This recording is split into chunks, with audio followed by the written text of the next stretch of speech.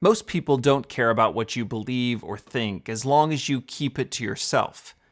But when you have seen something amazing, when you have heard something remarkable, it's always impossible to stay quiet about it.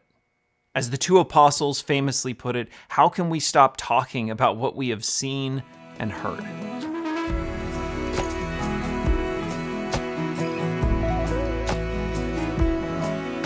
The world thinks of power as action. Power gives the means of control. Powerful people are able to take charge, able to change things. But Jesus blessed the meek, the hungry, and the poor. He blessed people who, by the world's standard, have no power at all. There is a power this world overlooks. Jesus offered a new kind of power. There is power in standing firm by faith.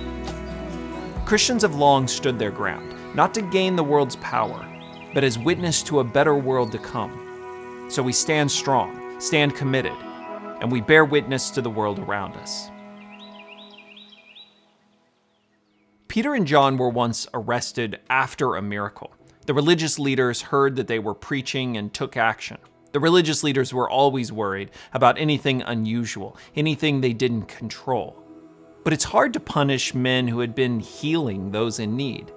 So they brought in Peter and John and tried to threaten them into silence. They commanded them never again to speak or teach in the name of Jesus. Honestly, Peter and John were getting off pretty easy. The two disciples were only receiving a warning and a command to stop doing such public ministry. It was fine if they wanted to believe in Jesus, but stop stirring things up about it. Perhaps they could have struck some kind of deal, or at least quieted down for a time to let things blow over. Instead, they decided to preach boldly to the same leaders who had just told them to stop talking about Jesus. They explained, "We cannot stop telling about everything we have seen and heard." Miraculously, they only threatened Peter and John some more and then released them. What can you really do to those who won't shut up? These men had seen too much to be quiet about it. Most of us know that a part of being a follower of Jesus is sharing our faith, telling people about Jesus. Too often, we evaluate our witness as we determine the risks and rewards and consequences. In truth, we are called to bear witness even when things are at stake. We're called to bear witness even when we are told to be quiet. We're called to bear witness even when we know there will be consequences. Like Peter and John, we do it with compassion and wisdom. But how can we stop talking about what we have, what we have seen, what we have heard? Perhaps that is the real heart of it. We have seen things and heard things. We know things. We know Jesus. We know his salvation. We know his grace and mercy. If you really believe how remarkable those things are, how good this news is, how can you remain silent about it? You can't. When we fail to bear witness, it's usually because we've forgotten what we have. Our courage and boldness comes from remembering what Christ has done for us.